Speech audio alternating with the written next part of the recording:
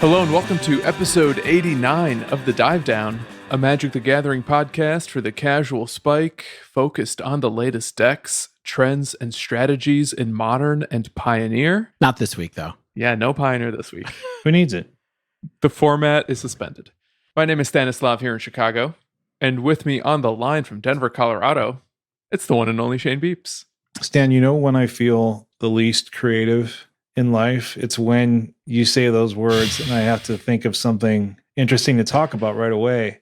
And I don't have anything planned. It's just like life is one foot in front of the other, one day at a time, one cat jumping in the window at a time. That's the best part of life, Stan. Hang in there, Shane. Hang in there, baby. Dr. Katz, squiggle vision. Hey, speaking of cats, mine's wearing a cone right now. Oh, no. You guys both have cone pets? That's my favorite Hitachi toy from 1997. It's my favorite sequel to Coneheads. Cone Pets. Cone Pets. Weirdly also starring Dan Aykroyd as a dog. Yeah, as the voice of a dog, not an actual dog. It's me, Dan Aykroyd. I'm a dog this time. Also with us, the Godfather, Dave Harburger. I'm just going to give you all a little pet update since I know the listeners want it. They need it. They're wondering. I didn't get to tell people that after I recorded last week's episode, the dog was crying so much that we had to sleep on the floor next to him in our office for the next 3 or 4 nights to just calm him. So I kept waking up with a cone-headed dog's head on my lap in the middle of the night. Slept on a couch cushion in not my bedroom on the floor. That's definitely what you want to do in your early 40s. Yeah, it's great. But he's doing much better now. He's happier. I caught him jumping earlier and I was like, you cannot jump again ever, dog. Those knees are gold.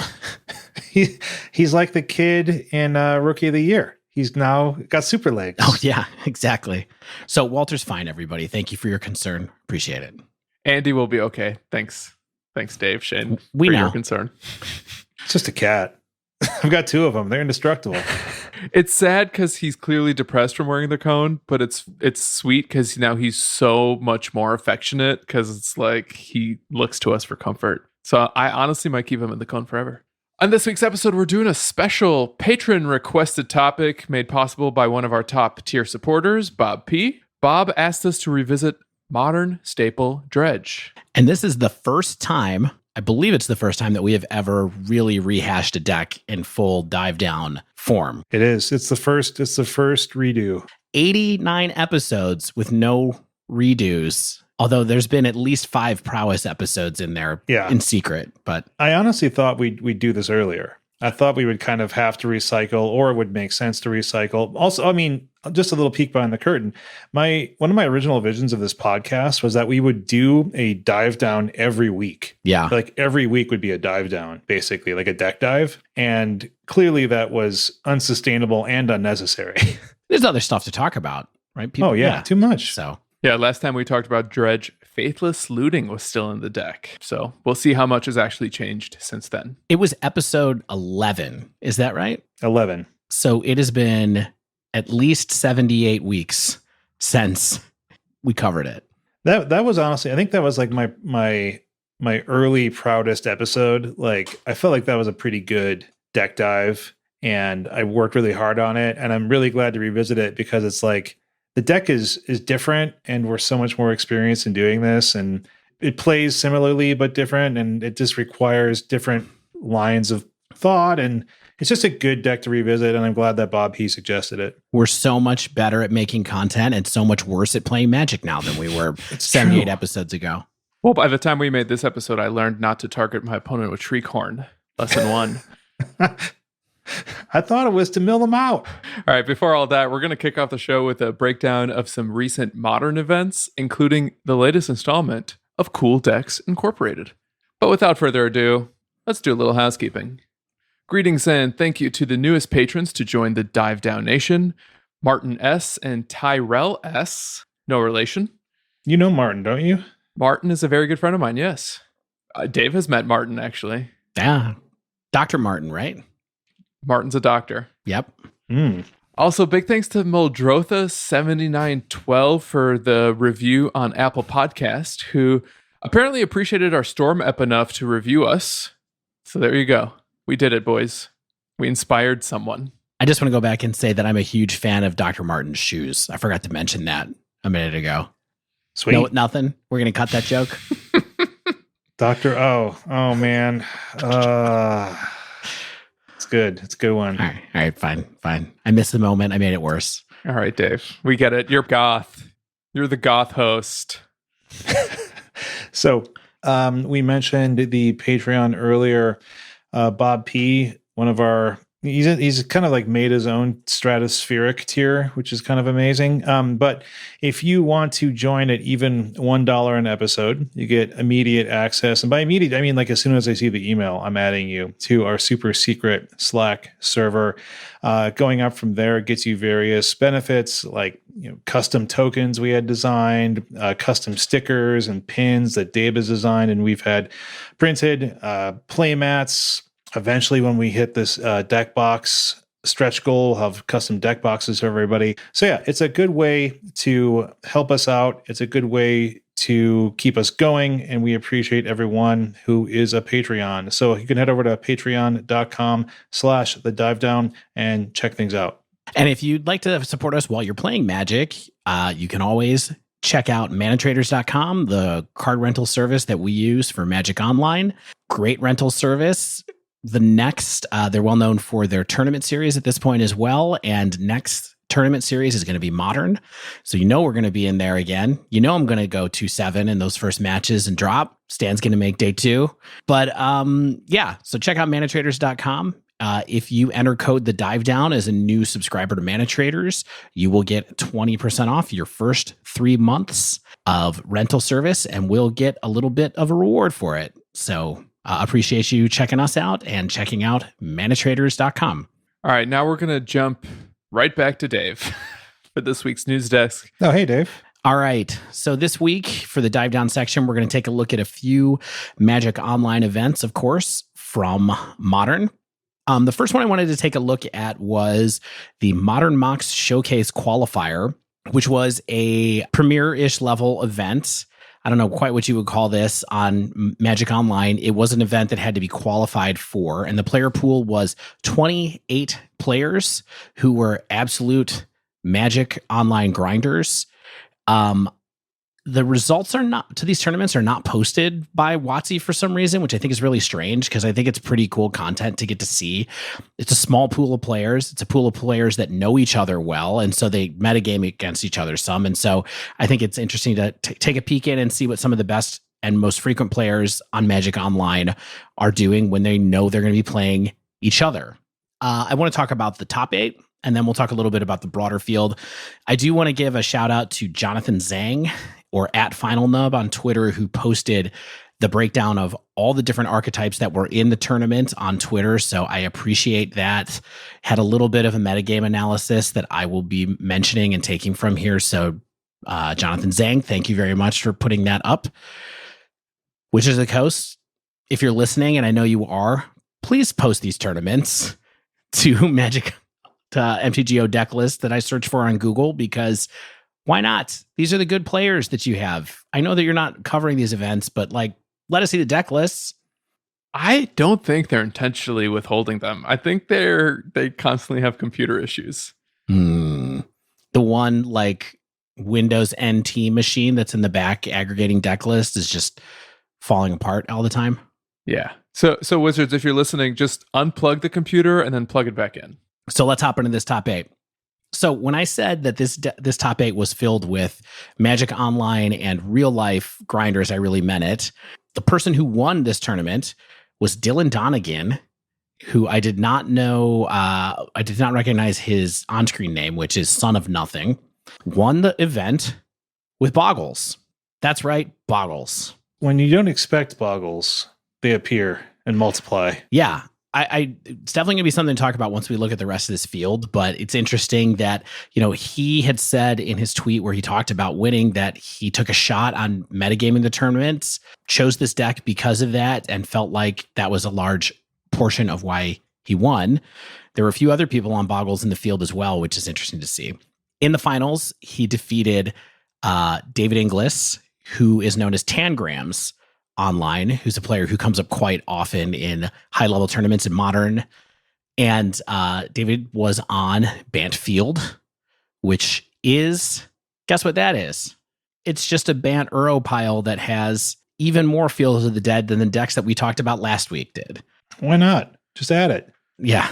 These Bant decks have gone from kind of having one Field of the Dead as a kind of fun splash up to between 2 and 3 as kind of a main win condition of the deck with your Uros and your Teferis and your Cryptic Commands and all of that kind of stuff. So it seemed like in this tournament anyway that Bant was sort of the Uro deck of choice with a couple of notable exceptions. Bant Field. Bant Field. My God. McWinsauce, Tom White, well-known control player, also on Bant Field.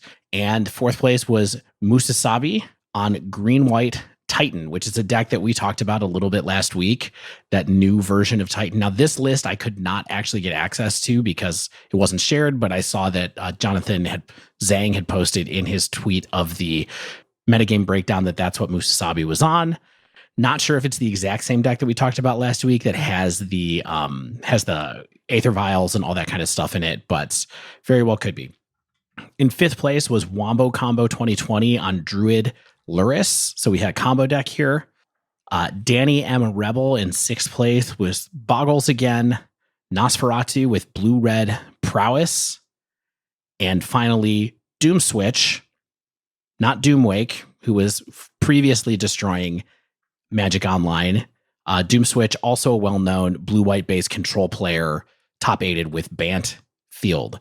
So it's 3 Bant decks, 2 Boggles, 1 Green-White Titan, 1 Druid, 1 blue-red Prowess deck. How do we feel about this top 8?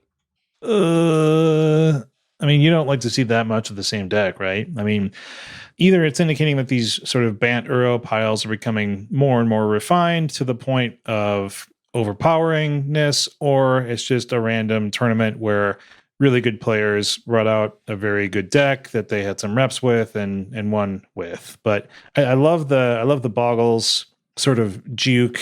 You know, it's we've seen people bring Boggles to things like, you know, I remember that time like Reed Duke brought it and like went to some like quarter or semifinals in some big invitational tournament because it's just like no one's going to expect this. Yeah, exactly.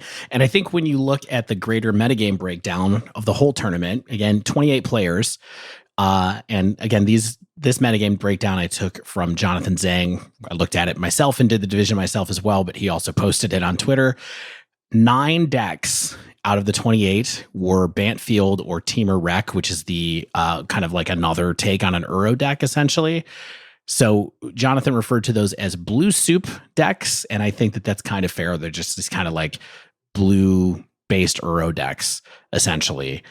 But the second most popular deck was Red Aggro, which is how Jonathan Zhang had put them together. 6 Prowess decks, 1 Burn deck. So there were 7 decks that were kind of Red Aggro. And so if you look at those 2 decks together, I do think that Boggles makes some sense, right? Boggles is hugely problematic for Prowess, for one thing, because anything that can gain that much life just makes it really hard to outrun them.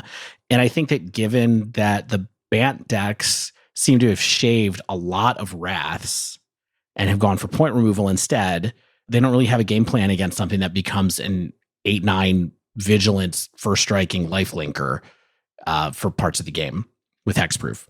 So those were the top 3 decks in the meta, basically. Boggles was a distant third with only 3 decks, but 2 of them made the top 8. Here's what I would say. This is not giving me reason to want to bring Boggles or start playing Boggles in queues, but it is interesting to see these players who really know the game well and the environment well, metagaming against each other. Well, what do you think is different about a tournament at this level and queues, though?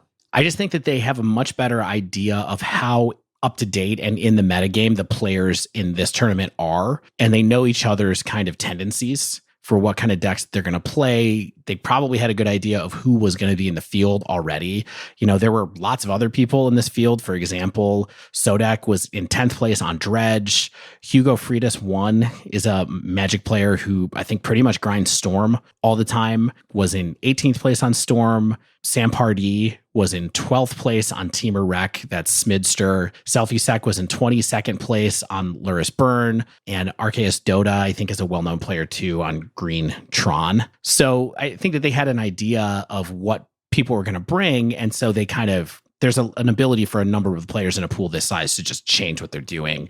And then some players took the chance to kind of next level everybody because they felt like Boggles was going to fit in with the way that the metagame was going to expect it to play out. So I think it's vastly different between the queues, where the queues are filled with people like the three of us who are just playing what we like more so than trying to win a particular tournament, right? You mean like when I register in Soul Artifact in a modern league? Sure. Yeah. Or when I just won't stop running blue-red prowess no matter what. You know what I mean? Like, so I think that's the big difference here. And I think that that's kind of like why it was interesting. And the story maybe is that the meta call worked out because Boggles won. It also came in 6th place. Tough to be upset about taking a chance on something like that when it works out. I do think maybe it's time to dust off our chokes and boils again. I'm not sure if those have been quite as popular as they were before Astrolabe got banned, but if Uro Soup is like potentially the deck to beat more so than Bogles, which is just kind of like the metagame choice to beat the current control leader, maybe if you just blow up every island, that's good enough. I mean, I think that is what a deck like Ponza is going to be doing for sure to kind of add to it. And Ponza was also, I think there were 2 copies in the 28 of that. None of them made the top 8, but I think that there were a couple of people, including the player who was on Blue Red Prowess, I think mentioned in the tweets that where they were talking about a tournament that said they felt like they wish they had played Ponza instead of Prowess, even though they top 8'd. Imagine being a good enough player to feel bad about the deck you chose, even though you top 8'd.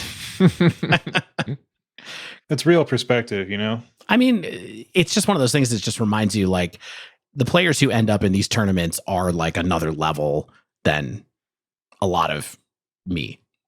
Anyway, let's talk really quickly about 2 pretty interesting challenges that happened on Magic Online after this. I'm going to go through these quick, so we have plenty of time for Dredge. But Saturday's challenge and Sunday's challenge are both pretty interesting.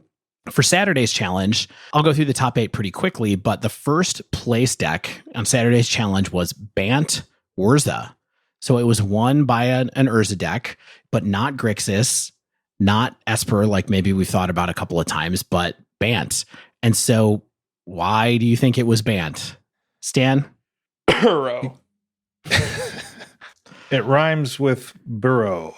Yes. It rhymes with a really great sofa. Burrow, hit us up. We need a sponsor. Get at us, burrow. We need lifestyle sponsors. Yes. This was an Urza Thopter Sword combo deck with Teferi 3, Uro, and Path in it. And so that's how it ended up as Uro, as a Bant instead of something else.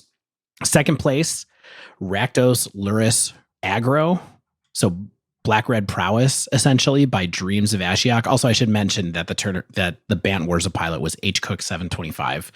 So the second place deck was Rakdos Prowess. And it was also in 4th place was a Mardu version of the deck, which is, very slightly different, has white for a couple of extra cards, a little bit different choices as far as, the Rakdos deck tends to run Kolaghan's Command, for example. The Mardu deck tends to not run Kolaghan's Command, so it has a slightly lower curve, but they're very close to the same deck. And the 4th place player was Goblin Lackey. The more aggro version that was in 4th place has mutagenic growth and a few other things like that. And there were lots more of these decks in the top 82 of this field. 3rd place, Amulet Titan. Haven't seen it in a minute. Here it was, stock list. It's always waiting. Yeah, it's always waiting to be good. I wonder if Big J Koo, the pilot of this deck, if they're just, an amulet master and this is their time that they nailed it.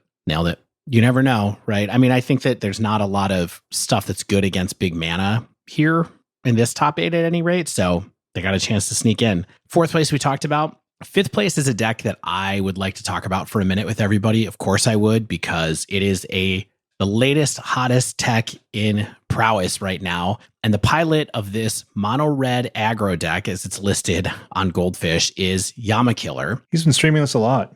Well, I think that a lot of people have attributed this deck to a player called M. Hayashi, who is the trophy leader in Modern right now, and has been for much of this season and actually a lot of last season as well.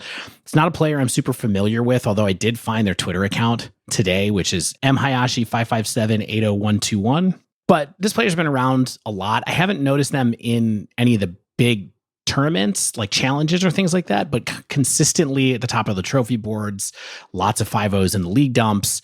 This deck is Obosh Prowess, okay? Which is really interesting because what it means is you cannot run even casting cost spells. And one of the spells that you can't run in this deck is Manamorphose.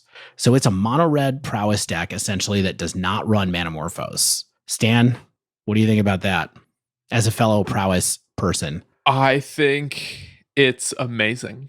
I love this deck. I've already rented the deck. It's sitting in my MTGO account. I played a couple matches before we went to record today. Oh, that's awesome. Let me outline a couple of the other differences, and then I will turn it over to you for some thoughts. So a couple other notable differences from this and the normal Prowess decks is that Blister Coil Weird is in here as another 1-drop in addition to Monastery Swiftspear and Soulscar Mage. The deck is running full play sets of Bone Crusher Giant and Seasoned Pyromancer, so it has 20 creatures in it when generally most of the Prowess decks only have 16 or so creatures. It's not running Bedlam Reveler, of course, because that's an even-numbered spell.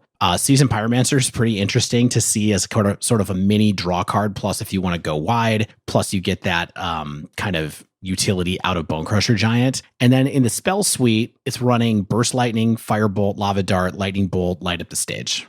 And that's it. Mm-hmm. All right, Stan. So you've played a couple of matches with it, or a couple. Yeah. What do you think? I love it. This is probably the most fun I've had playing mono red Prowess in ages. You know, I'd never really loved the Izzet version of the deck. And what I like here is that all of the burn spells are good, especially when you cast an Obosh, they're really good.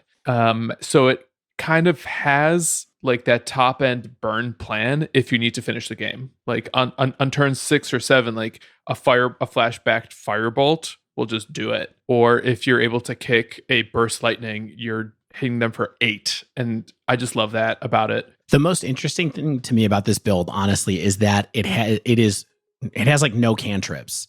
There's no Crash Through. There's no Manamorphose.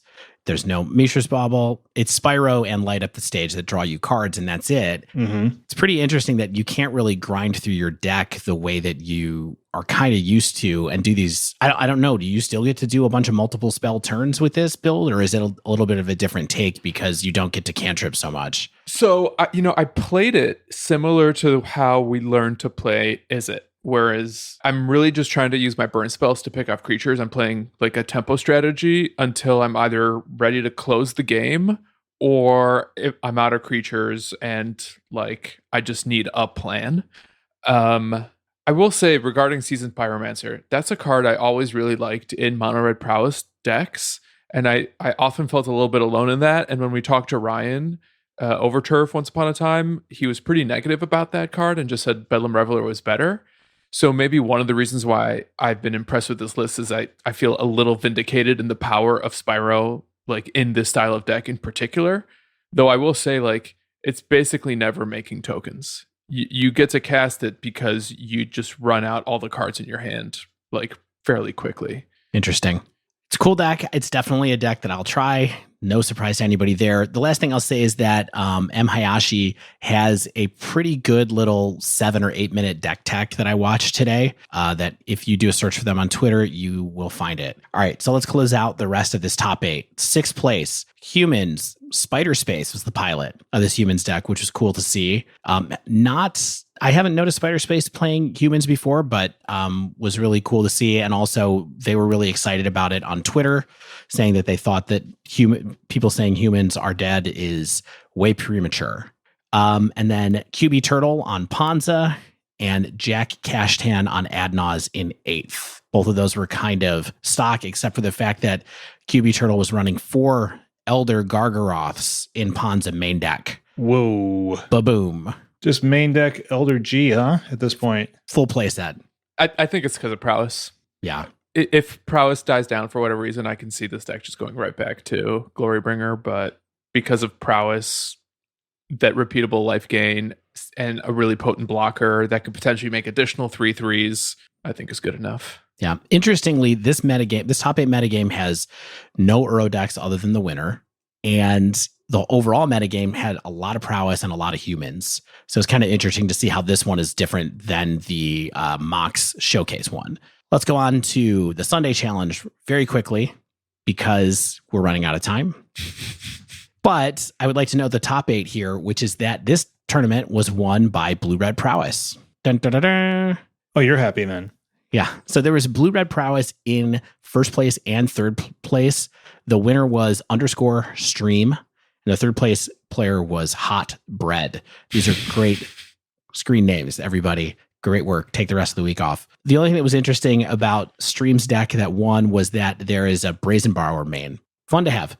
Yeah. Tempo. Yeah, exactly. Tempo it. In the rest of the top 8, there were 3 Uro decks. There was a Sultai deck in second place by Ferox. A fourth place deck was Bant by Bills Live. And in sixth place was a Bant control deck that was kind of Stoneblade, but had Uro in it by Vixie P.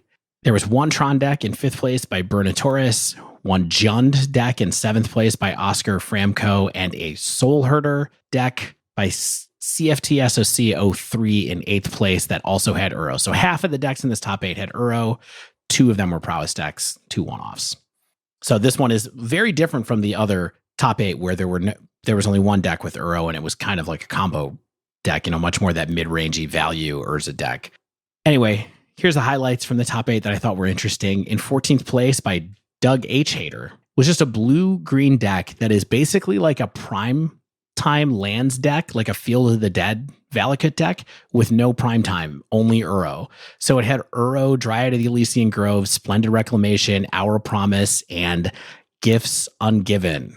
You guys seen all the talk on Twitter in the last week about the hot new tech that is Gifts Ungiven plus Uro plus lands packages? Oh no. Yeah. People figuring some things out. People trying some stuff. I mean, Spike, Aspiring Spike was streaming a Bant deck with Gifts Ungiven earlier in the week, last week. It's funny that we kind of mentioned, why aren't people playing this card in more decks? There must be other decks that this card could be useful in. And then all of a sudden there's tons of people out. We had nothing to do with it. I think it's just a random observation that coincided with what other people were doing, but pretty cool to see. In 17th place, we had a Slivers deck by Turn 1 Vile. What a perfect screen name for a Slivers deck pilot. Not much more to say about that. 18th place, Caleb Shearer on Storm, who obviously didn't listen to how much Stan hates playing Storm right now. Love the deck, hate the metagame. Yeah.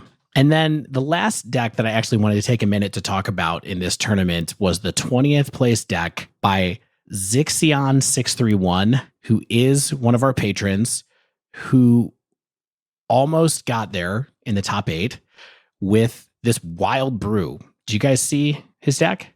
Mardu Sunforger. This is a Mardu Sunforger Stoneforge Mystic deck that he's been talking about a bit in our Patreon, and then mentioned, I think I might have a chance at top 8ing, and he missed the top 8 on Breakers.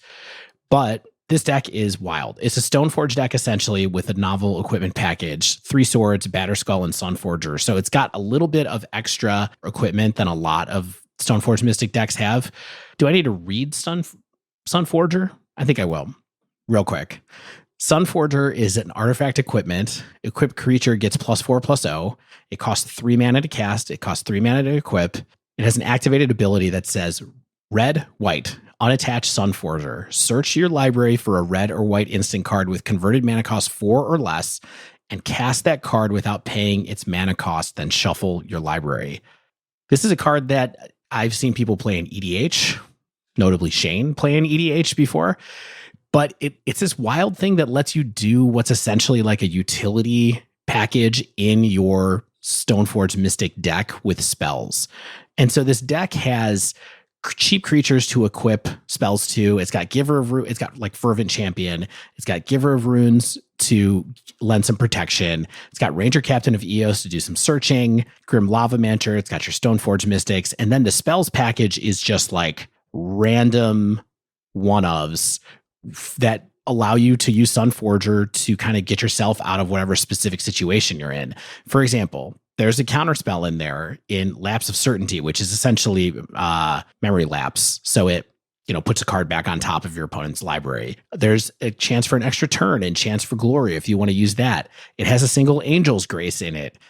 But anyway, it's got all these different spells that you can do random stuff with. And because Sunforger searches up things and lets you cast them without paying the mana cost, you get to do a bit more kind of work with it. So you can be a little bit like kind of higher end with the spells that you're grabbing with it because you don't have to pay for them. Yeah, I really love the little combo between Sunforger and Fervent Champion, so this deck runs 4 Fervent Champion, which makes equip abilities cost 3 less. Sunforger, equip 3, you do it for free. And then you basically use your 2 mana red-white Sunforger ability to cast free K commands. So it's like a 2 mana 2-for-1 or a 2 mana Kaya's Guile. I think it's really cool. Nice work, Alex. Yeah, Alex, thank you for bringing this to our attention and congrats on the finish. It's great to see people that we know from the Slack have good results and with something really sweet that, he's put work into. And, I wish him luck as he continues to iterate from here. Alex streams every once in a while. I've seen him stream. Hopefully he streams this deck. People can learn from it. Yeah. Any thoughts on the overall metagame? That's a lot of Uro. And Uro is just making every other card look better even when it's not that great. You know what I mean? Are you thinking about Gifts Ungiven right now when you say that? Yeah. I mean, not to say that Gifts is a bad card. Obviously, it's a powerful card, but there's a reason I think it didn't see a lot of modern play before this because it's kind of tough to find synergies for it. It's obviously 4 mana, which is a lot. And just the fact that if you're making blue or green mana, I almost feel like there's just no downside to just add some Uros to your deck. We see that in the Urza deck that won the other challenge. We see it all over the place in general. It's a lot of Uro. And I don't think Uro is such a crazy card. It's just it's ubiquitous. And I think that's kind of an issue for people. I will say I'm getting worried. I just bought my 3rd Uro. And so... You bought an Uro? Cool. Yeah. I have one for sale, right? When? My 4th Uro. Still there. Dude, I thought you sold them all. I sold 3. No, what, you forgot about Dre? Well, I was trying to support my local card store. I was thinking about buying a bunch of double masters, and then I was like, no, I'm just going to buy an Uro. Buy a real card. Guaranteed value. I mean, to answer your question that you asked, though, I don't really know what to think about the metagame here. I feel like it's kind of all over the place. These results are fairly scattershot. We have, Boggles and Prowess and Bantfield Uro decks and mono red aggro decks and Titan and Urza. I mean, you still see some Panza and Adnaz and humans do well. So it's the theme that we're seeing is Uro showing up, of course. So I feel like maybe some concrete takeaways. If you're playing Modern right now in the queues, especially have a plan against Uro.deck. Either something that can interact with a bunch of islands, something that can counterplay against counter spells. Graveyard Hate, of course, is really good against Uro. You need to know what to do if your opponent is or can cast that spell. I also think you just need a plan against Prowess, whether it's life gain, whether it's a efficient way to deal with a sea of 1-drops. It feels like those 2 decks are kind of the killers right now. And then the rest of the format is just metagaming against them. But having said that, it feels like you have a lot of ways to metagame against this environment. It almost reminds me a little bit of once upon a time playing Is It Phoenix, where that deck took over, but it allowed a lot of other strategies to have game. And I wonder if we're seeing a little bit of that now, where these 2 decks are sort of defining the terms of engagement and forcing a certain other caliber of deck to either rise up or a certain style of counterplay interaction or sideboard technology to be important right now. Wow. Unscripted thoughts. Very good take. I love it. I think that was well done. And I think with that, we should move on to the dive down. So stay with us as we dig deep into Dredge. Wait, is that the graveyard deck? It is a graveyard deck. I was trying to pick from multiple different graveyard puns to talk about to lead out of this segment. Oh yeah, I get it now. Dead Again, Dredge, the Dredgening, Dredge 2, the Dredgening. Anybody else have any they want to get out? Shallow Graves. Diving deeper into Dredge. Digging deeper. Digging deeper. I like it. Okay. This is the longest transition we've ever done. Stay with us.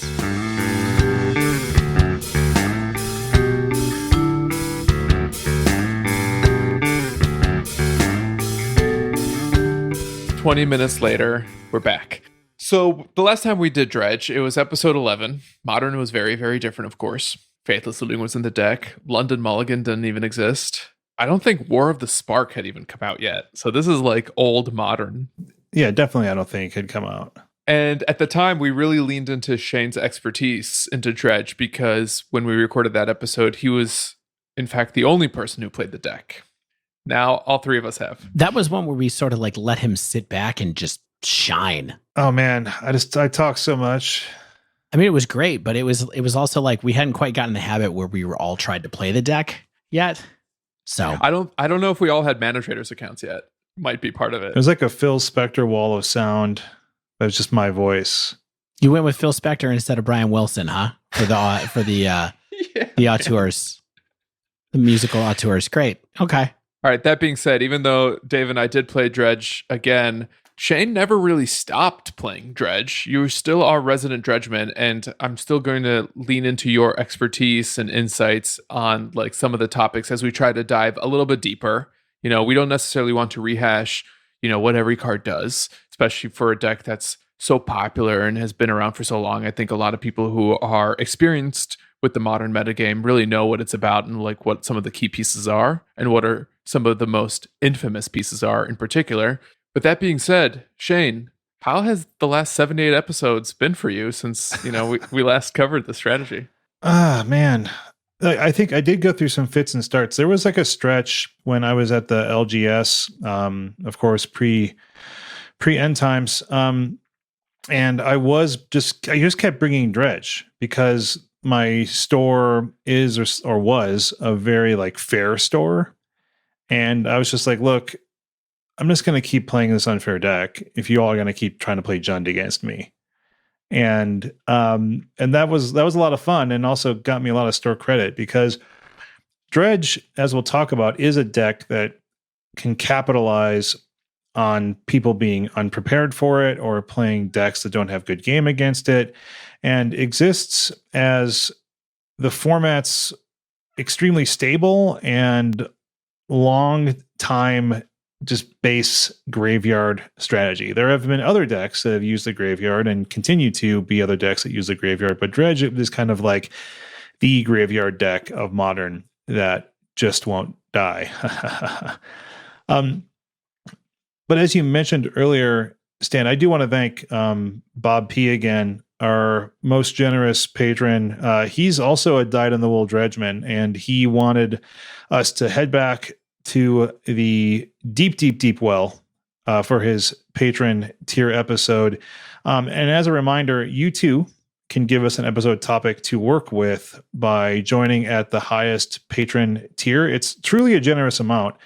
But if you want to support us in that way, we love working with people on these episodes because we've had some really interesting deck dives. We have had really interesting strategic topics to cover, and it's definitely both a challenge and a pleasure to work with our patrons in that way. Like you said, Stan, since March of last year when we did the episode, lots of things have changed for Dredge and the modern format altogether. Like the deck has lost one of its most important cards, right? Like Faithless Looting. When that card was gone, people really thought, what's going to happen to Dredge? Like the deck cannot just exist without it. But then it just continues to gain some other cards that create new angles of attack, new enablers, and the deck just keeps ticking. So in this episode, I think we're going to look at the newest pieces of tech in Dredge, help you wrap your head around like what Dredge is trying to do, how you can play with and against the deck, and perhaps most importantly, or at least more enjoyably, talk about our experiences playing the deck. So like you said, Stan, I think if people really want the maybe nuts and bolts, the head to tail, they can head back to episode 11 because we were really detailed in the episode a lot about the history of Dredge and card details and deck construction, and we're going to highlight more about the changes since then and the new cards and the new tech and how that works to make the deck even better in some ways, while perhaps worse in others. Can I just hop in 1 second, just add a little bit, slightly more context here, just in the sense of like, why is Dredge a relevant deck still right now, other than it's not hugely played, but I think there's a couple of reasons that you should listen if you're not someone who plays Dredge already. I'm someone who hasn't played it before. Okay. And so coming into it, I'm looking forward to learning more from Shane again as he talks here, because I did really badly with it. But a couple of things that I noticed playing the deck right now that I think people who haven't seriously considered the deck before should think about. There's three things. One is, Shane talked about this a little bit, uses the graveyard. Graveyard's really abusable in Modern. This is something that does a good job of abusing the graveyard. That's great. It's powerful. Check one. Check two is like, this deck can kill early. And so there's a little bit of an echo of like, why would I play Storm in this same deck? Like, why would I play Dredge? Well, because it kills really early in a way that is, like Shane alluded to, it's not necessarily fair. That's great too. The last thing I wanted to say really quickly before we get too deep in here is that if you are someone who has a lot of the Modern mana base already on hand, this deck is very cheap to get in paper. I'm looking at a sample deck list right now on MCG Goldfish, and the non-land cards in this deck, I think eyeballing it, cost about $90. And half of that cost is for Life from the Loam, which are about $10 a piece.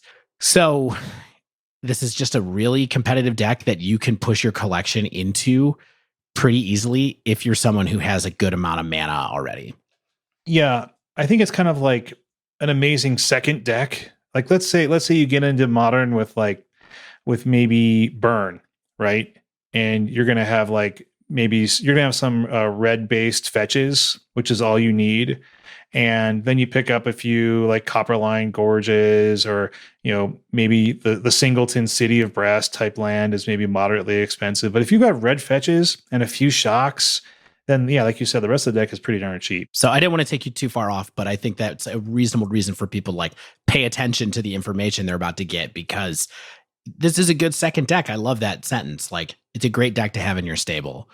All right. What I want to start off first is like an extremely abbreviated history of Dredge. And most importantly is just like what Dredge is, because I said this in episode 11 and still is true. Like when I was first really playing Modern seriously, I didn't really get Dredge.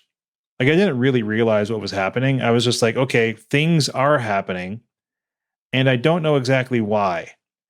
And it's read the stinking card sometimes, but it's kind of hard to always understand what that enables and what that allows you to do. So let's read. Dredge is from Ravnica back in 2005, and so a card with Dredge will read like Dredge X, and X will be maybe Dredge 5 for a Stinkweed Imp. And what that means is that when that is in your graveyard, instead of any card that says like draw 2 or your draw step off a Cathartic Reunion or something like that, you would take the card that says Dredge on it out of your graveyard into your hand, and then instead mill, which is now an official WotC Magic the Gathering word, you will mill that number of cards off the top of your library into your graveyard. So why would you want to do that?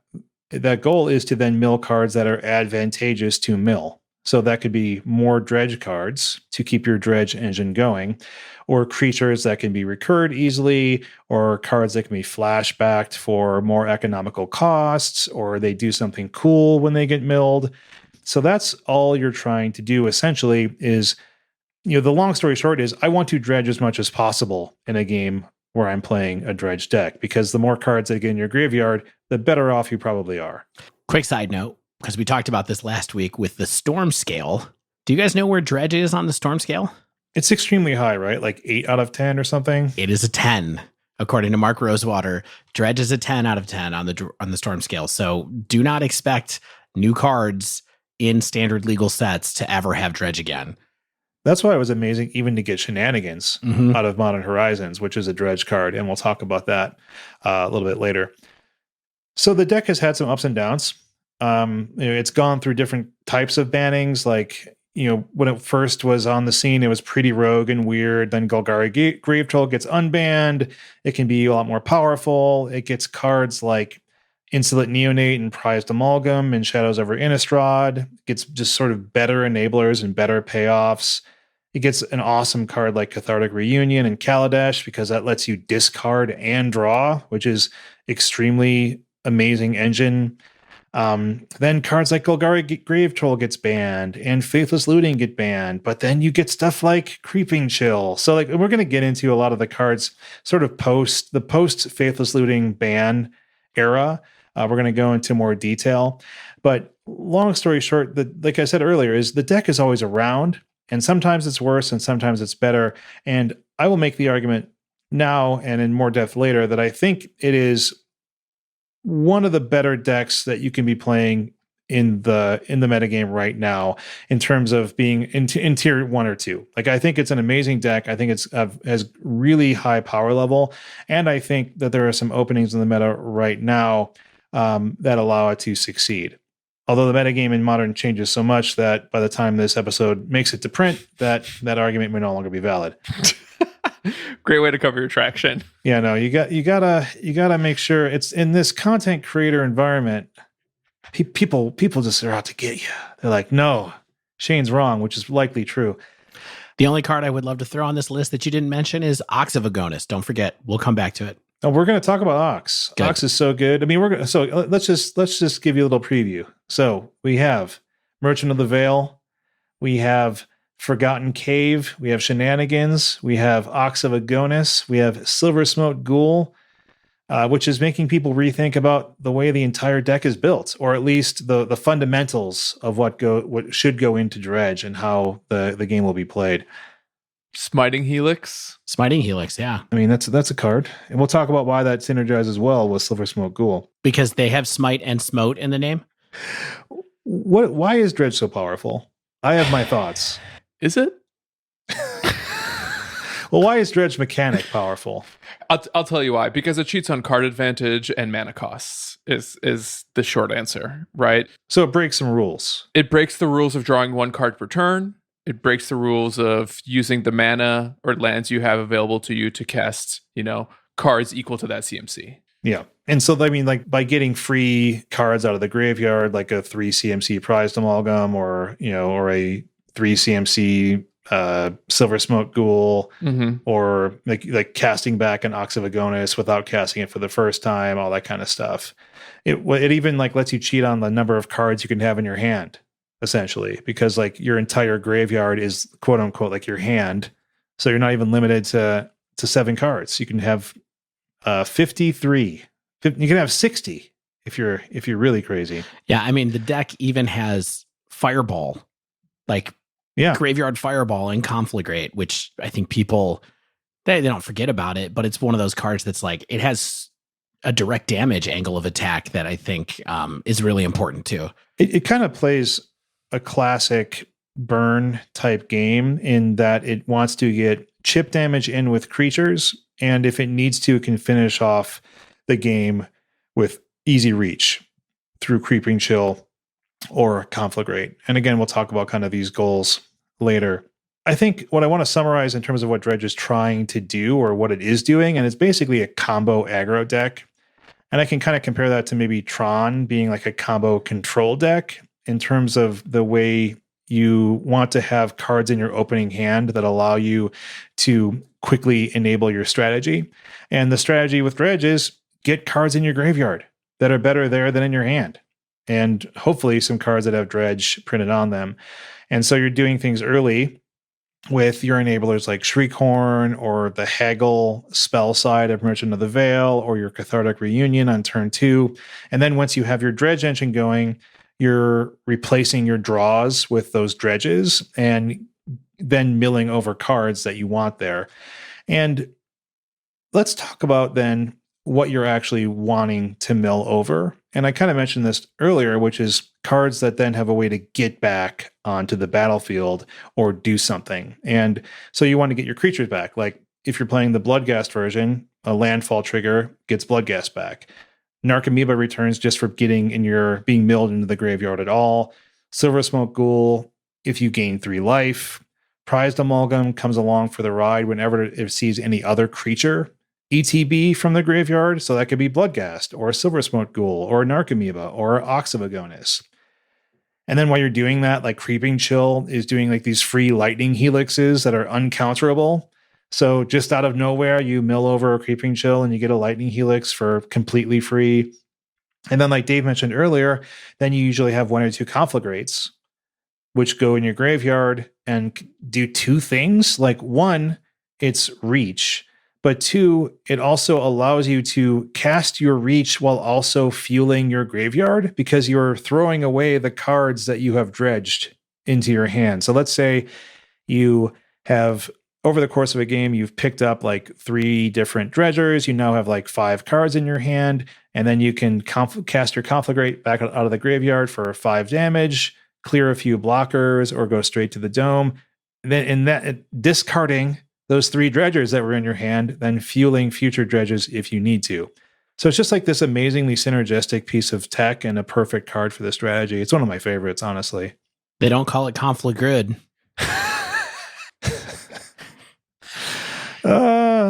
I will now. I gotta say, one of the things that I loved most about playing this deck was setting up my big Conflagrate turns and like finding ways to either use Life of the Loam to set up my Conflagrates or just like being a little bit patient and like finding ways to like just fill up my hand slowly so that I can like have that big turn where I just kind of blow out my opponent out of nowhere. Yeah, like the Loam engine to fill the hand up for like the big, huge damage Conflagrate is really satisfying.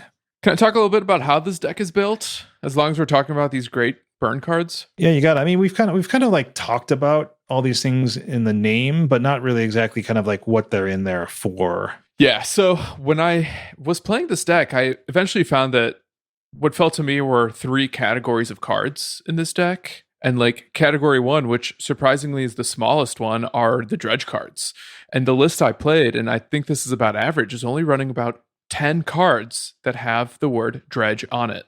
Yeah, formerly it was maybe about 10 to 12, and that was in the pre-Ox era.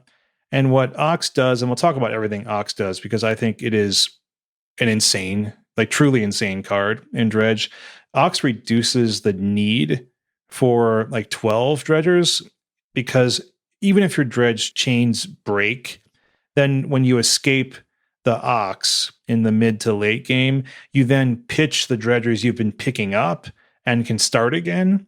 And so it's something that lets you restart your whole system and your whole engine and just turning the key back again and getting things going. So you can reduce like a singleton Golgari Thug. You can eliminate Dark Blast from your deck because 1, the meta doesn't really call for it. It's not like it's like a Noble Hierarch meta right now.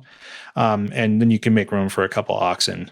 Yeah. Those 10 dredge cards, it's just 3, right? It's just Life of the Loam, Golgari Thug, and Stinkweed Imp. Typically, yes.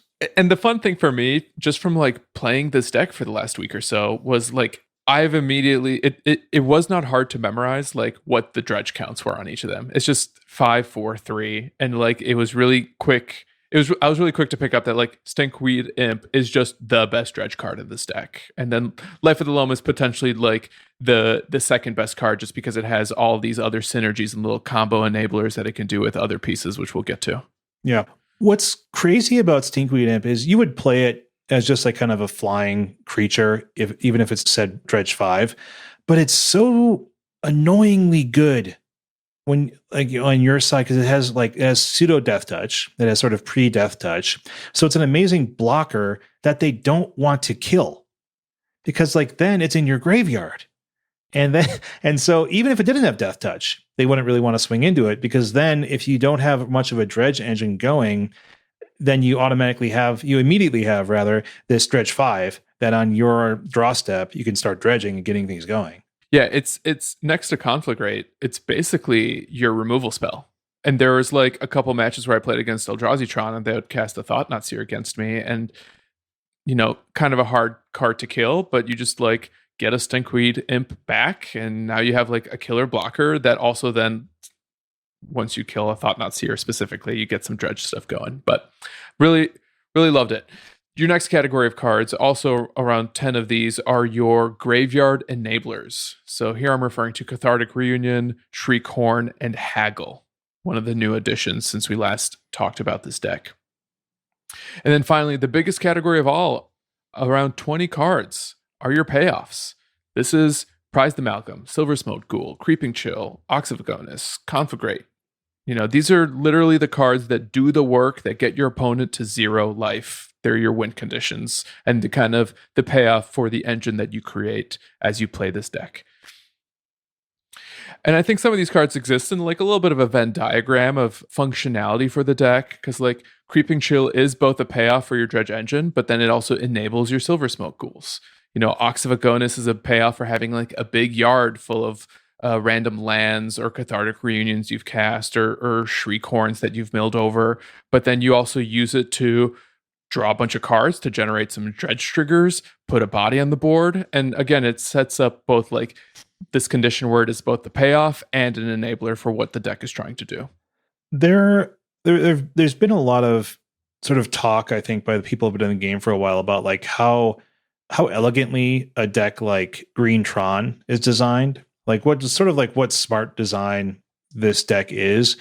And I have to put a deck like Dredge up there with it. Like none of this is galaxy brain to really put these cards together and figure out. But the way the different cards enable each other and work together and allow for intelligent and clever sequencing and different ways to have the cards trigger off each other and think about setting up one turn into the next, I think really is this very clever deck, even if it does feel like it's on autopilot when you play it sometimes.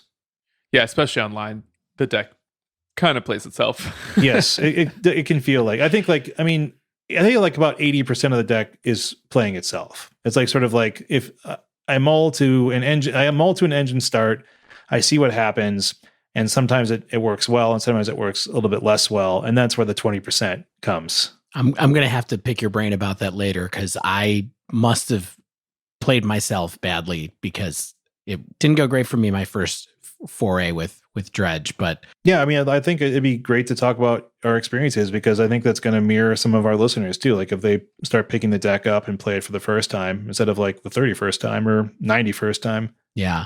Before we get there, why don't we talk a little bit about the most recent evolution of the deck, which is one sacred cow has been dredged away and been replaced with a new toy. And it is definitely a sacred cow. I was rereading Conversation when this came out, and there are people who are very opposed to the idea. But what is the idea that I'm hinting at, Dave? Well, the idea is that Bloodghast, which is a well-known recurring graveyard synergistic card that has done plenty of work in Modern over the years, which is a 2/1 that comes back from the graveyard when you play a land. It has a landfall trigger. It's from Zendikar originally, versus Silversmote Ghoul, which is a totally innocuous looking uncommon from M21 that reads, at the beginning of your end step, if you gained 3 or more life this turn, return Silversmote Ghoul from your graveyard to the battlefield tapped. So it is essentially a bit of a Prized Amalgam style trigger instead of a Bloodghast style trigger that mostly triggers off of Creeping Chill. Yes.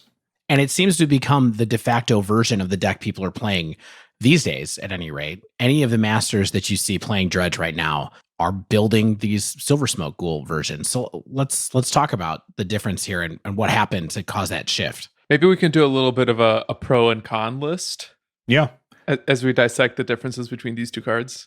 I have a lot of pros. For which one? There's a few cons. I think they both have pros and cons. So Bloodghast, the reason it was a sacred cow is because it gave you on-demand Prized Amalgam triggers. Like it made all of your top deck lands stronger. It made the last 10 points of damage that you kind of need to close out the game a lot more consistent, because it becomes a hasty threat later in the game. Yeah, very underrated text on Bloodghast. I found when I was playing with Hogak that comes in pretty handy quite often.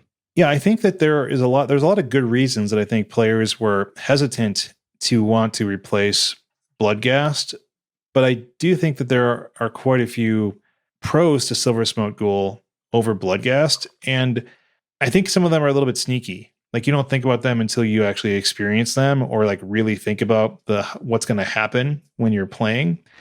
And like one of the fundamentals is that Ghoul just has 3 power, and 3 is more than 2. And in a deck where you're just trying frequently to race or get the opponent dead as fast as possible, that's a substantial difference. Now, I heard somewhere that that's 50% more than 2.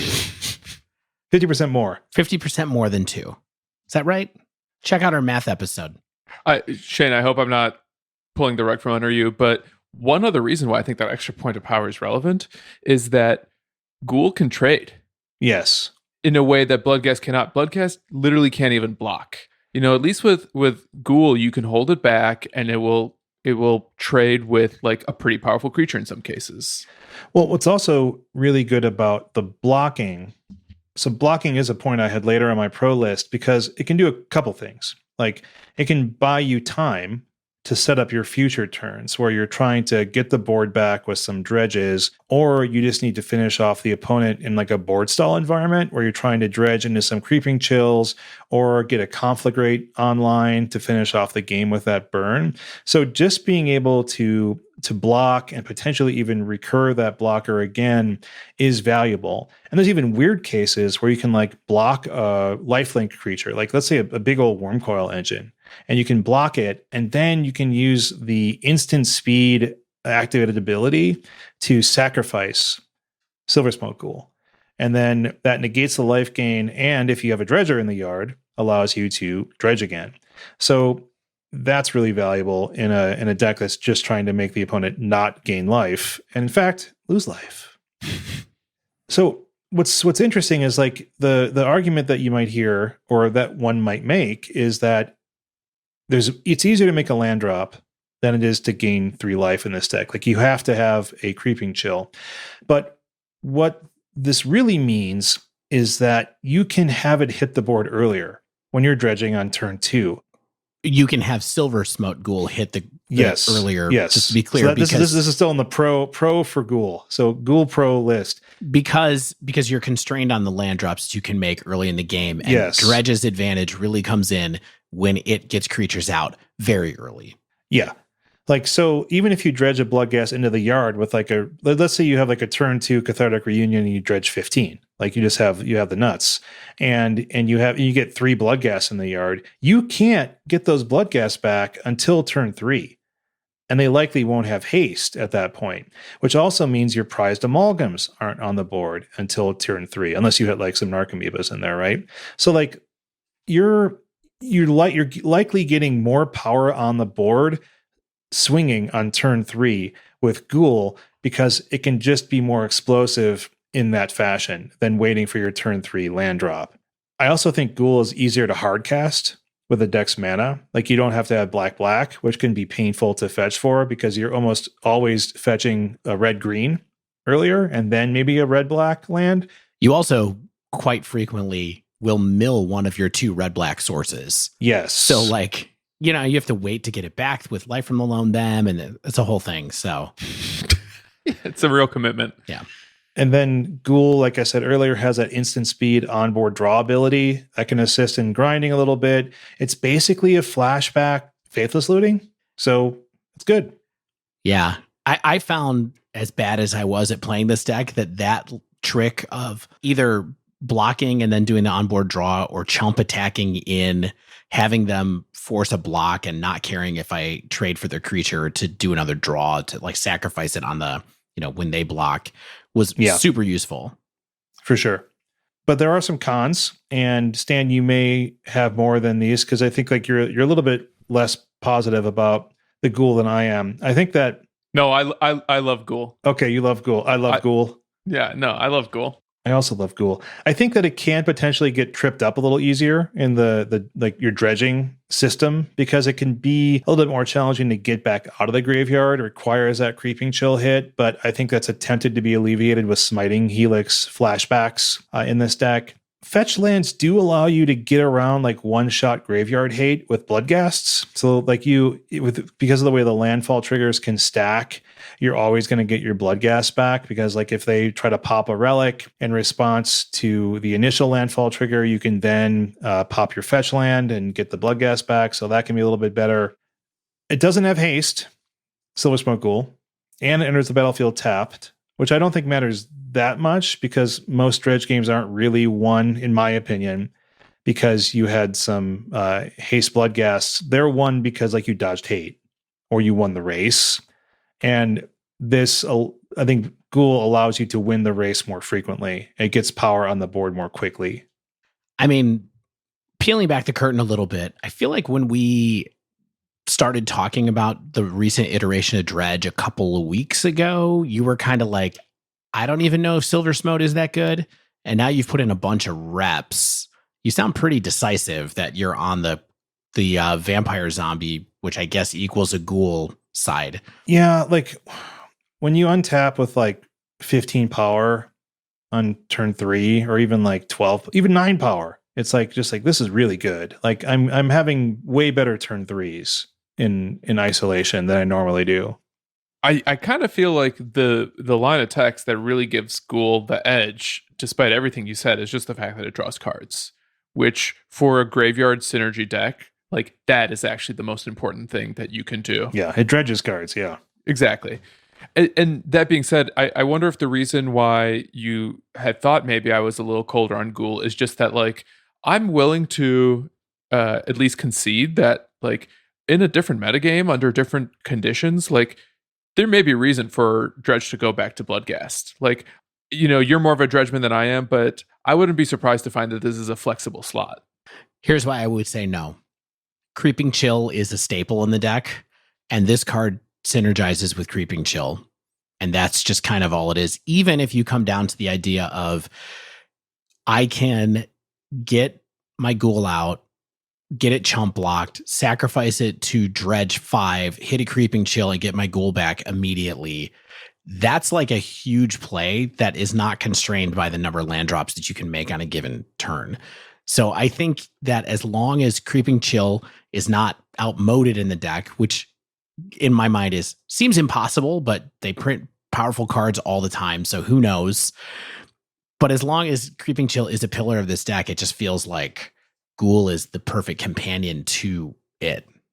Bloodghast is a powerful card, but maybe its time is just kind of over for now. Yeah, that's the one that's just gotten outmoded, basically. Yeah.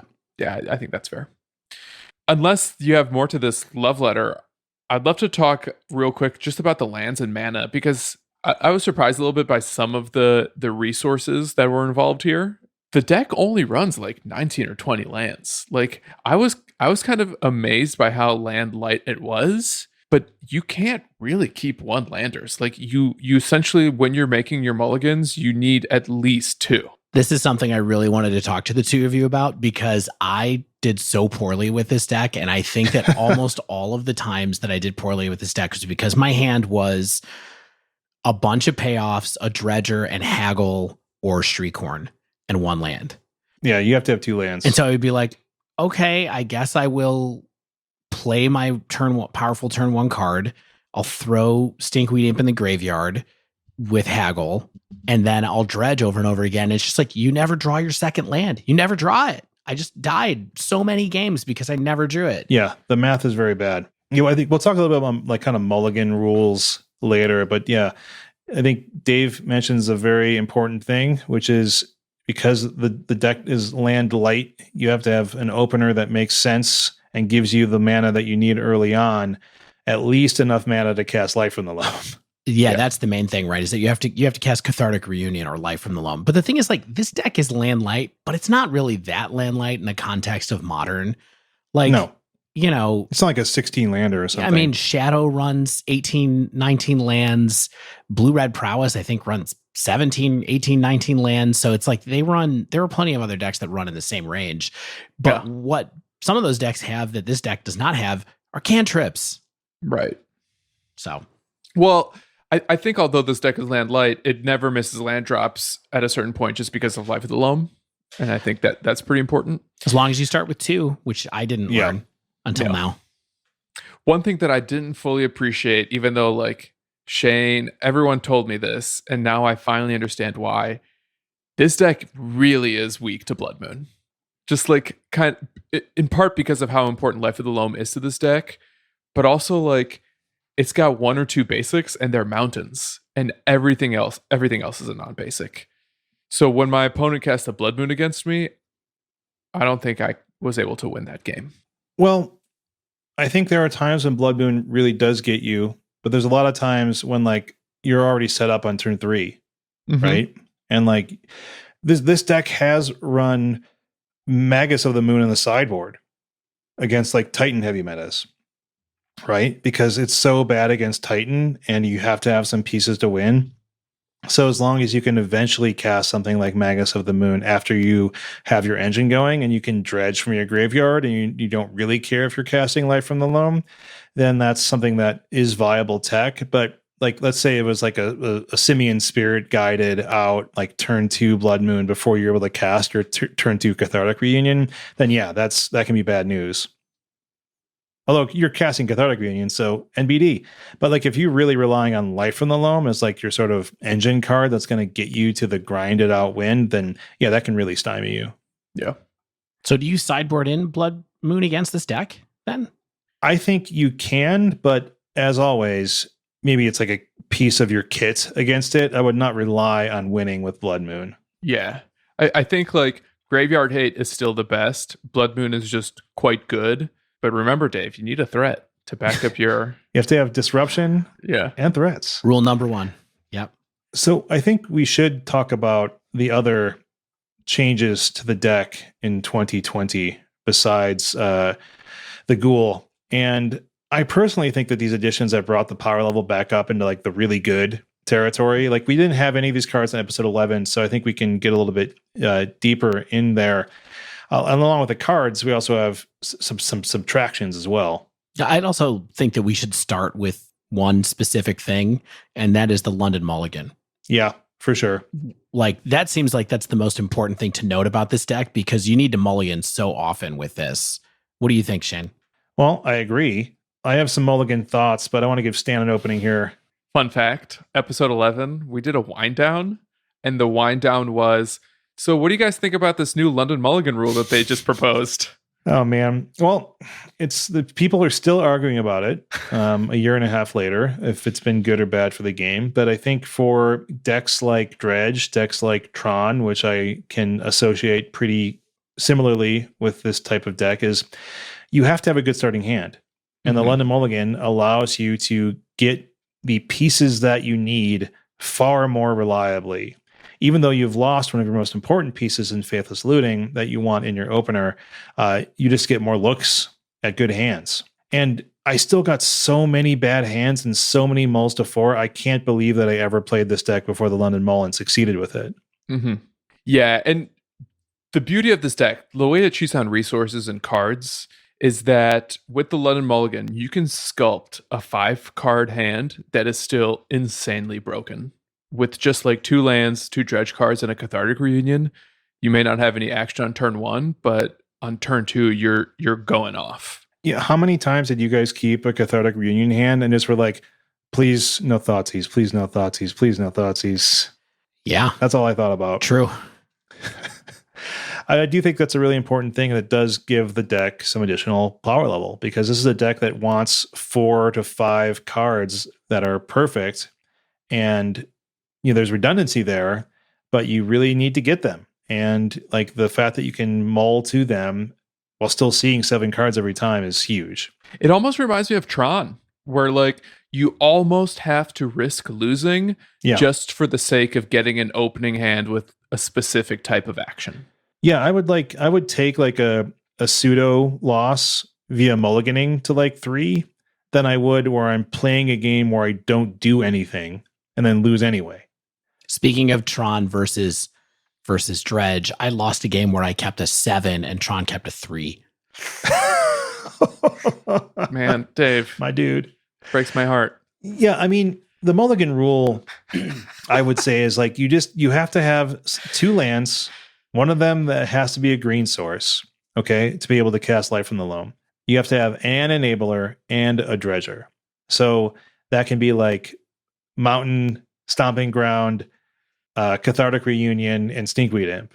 It has to have something like that. Maybe a Haggle and a Golgari Thug or something like that. So, obviously there are better starting hands and more reliable starting hands, but you have to have at least that. And frequently, I would keep anything that has that, even if I think okay, that's my opening 7, and I've got 4 lands and a Cathartic Reunion and a Dredger. I'm just going to keep it because I'm just going to rely on that working.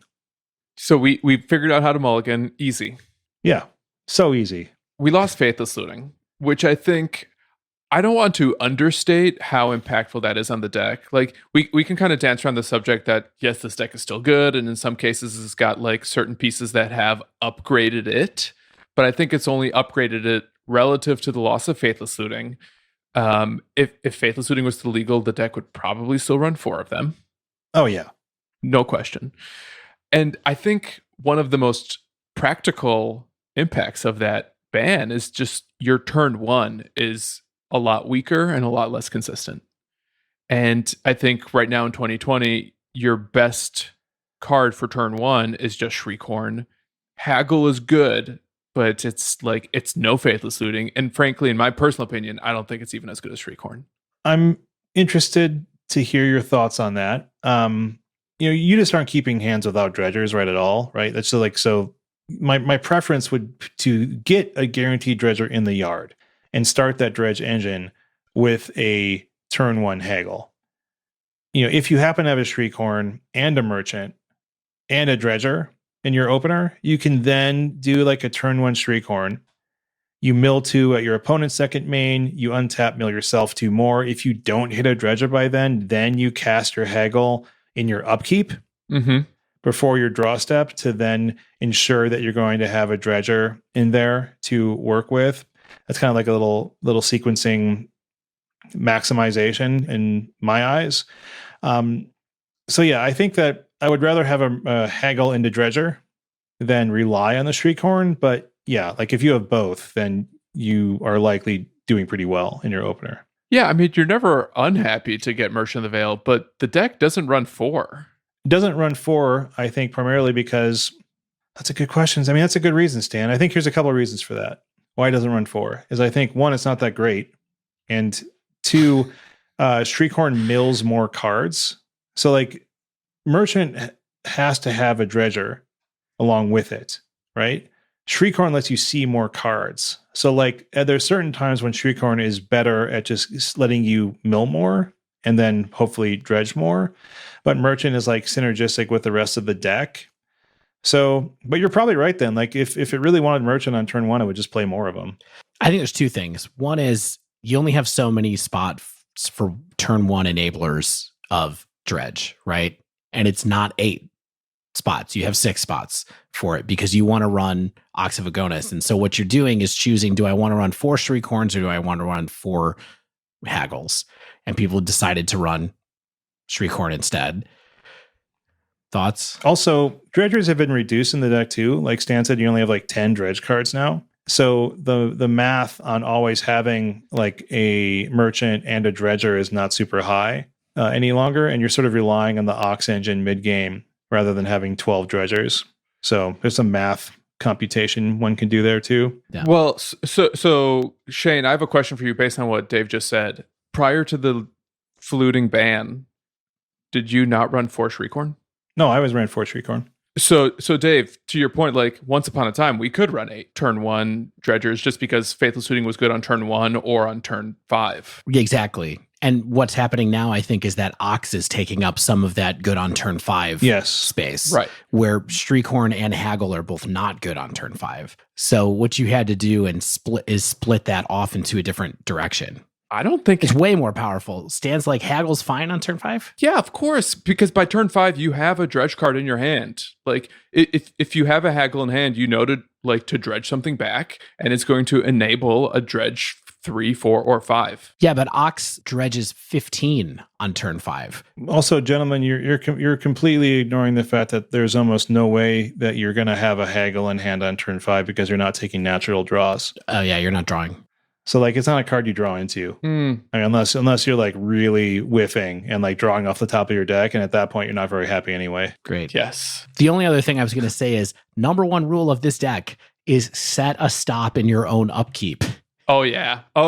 My favorite part about playing And this. at your opponent's second main. That's interesting. Why their second main? Okay, the second main is because if you cast a Haggle or activate a Shriekhorn at the end of their second main, it happens before their end step, and then your end step triggers trigger. So like if you get the magical mill of like Narcomoeba Prized Amalgam, then you untap with them on your turn. Great. If it happened, let's say you forgot to set that stop and you did it at their end step, it happens at the beginning of the end step, and then you wouldn't get the Prized Amalgams back until your end step. Yeah. This is a great point. All right. Yeah. Fix your stops if you're going to play Dredge. And if you're going to cast a Haggle, wait till the end of your opponent's second main. Don't reveal anything to them. Reveal nothing. So you're gonna put that fetchland out there, and you're gonna let them go through their turn, end of their second main, crack it, cast the Haggle, hopefully get some good stuff, and start attacking. Yeah. All right. So look, we've danced around it a little bit. Can we talk about Ox of Agonis now? Sure. So Let's good. keep yelling at each other, Dave. Yeah. Okay.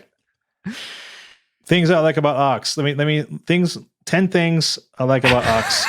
It's a threat, it's an enabler, it's a payoff, all in the same card. Card's amazing.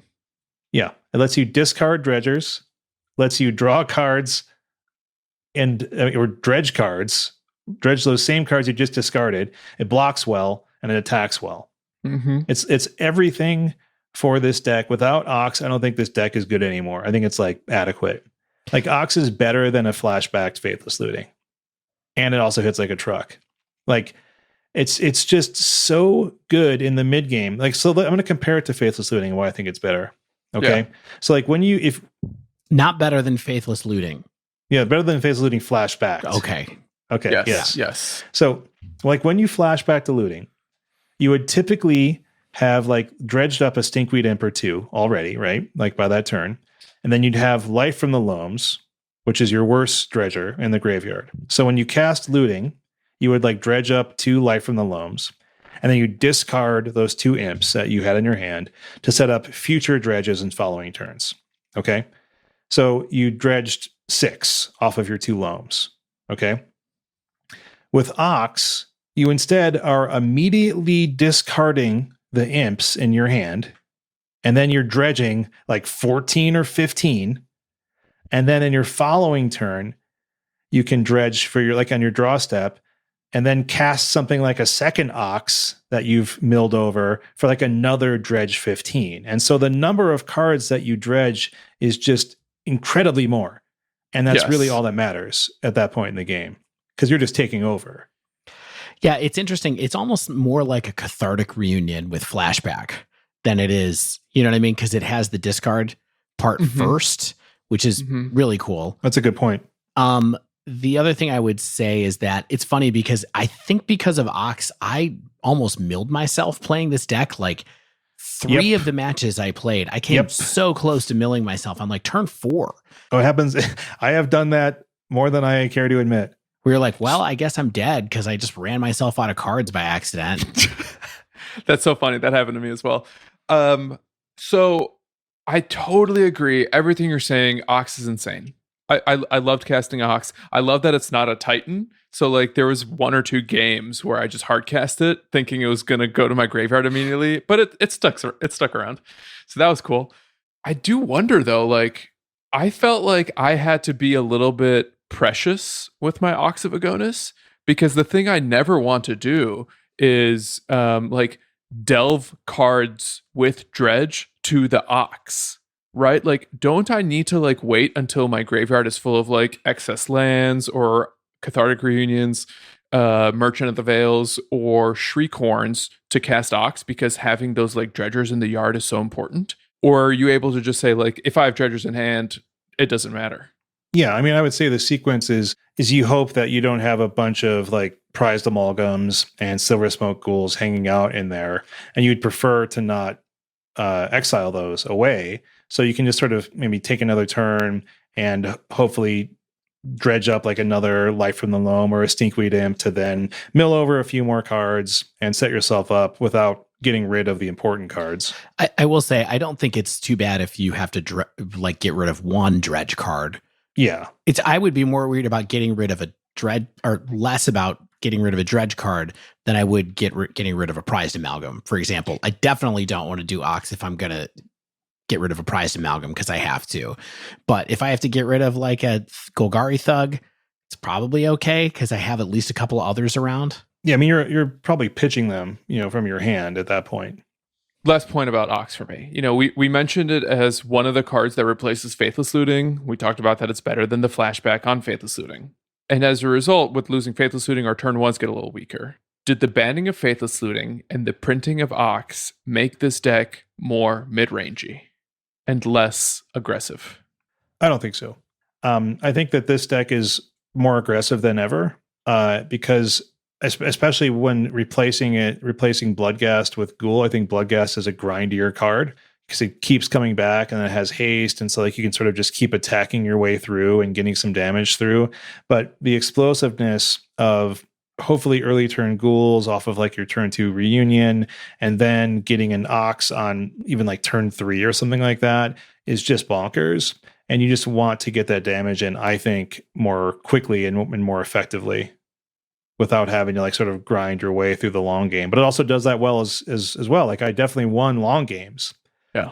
Because like of a Life from the Loam engine or into like a late game Ox or something like that, where it's like, I won games where I had to keep like a sketchy 4 and like my only thing that was going on were like really bad Life from the Loam dredges where I wasn't hitting anything. And then finally I got something going and then was able to cast an Ox and just take over the board with like 15 damage on the next turn. Man, Ox of Agonis, what a card. We talked about how cheap Dredge is. Ox of Agonis, $2.50 for a mythic. I really wanted Ox to be good in a fair deck, like a value-y kind of, more like Mardu Pyromancer style deck, but it is just not for that. It is for this. So, all right. There were a few other cards that have been added to the metagame since we last did this episode. They're not as fun to talk about, but we'll mention them really quick. Smiting Helix, only seeing play because of Silversmote Ghoul, and I believe it's more often than not just a one of. Yeah. This is like the Lightning Helix with flashback, basically. I think it's nice right now in particular, just because there's so much prowess around. So like gaining 3 life is helpful too. Like every once in a while, you don't find your creeping chills or they exile them. So having like another way to gain life is not irrelevant beyond the fact that it triggers your Silversmote's Blast Zone. I've been seeing this come up a lot. Very handy. In sideboards in particular. I loved bringing in Blast Zone, especially against prowess. And whether or not you draw it, you're going to get it because of Life of the Loam. Like, you're kind of happy to mill it because then you have a nice target for your Life of the Loams. Yeah, it can be valuable to clear off things like Grafdigger's Cage or Relic of Progenitus or like Rest in Peace. It's very handy. It's a good card to have access to. And like you said, it's like with the Life from the Loam engine, you get some additional ways of recurring it. So it's not something you have to have in your opener necessarily. Yeah. Not to mention like the occasional Death Shadow or a Tarmogoyf or a Scooz even. Yeah. The version I played had Deafening Silence.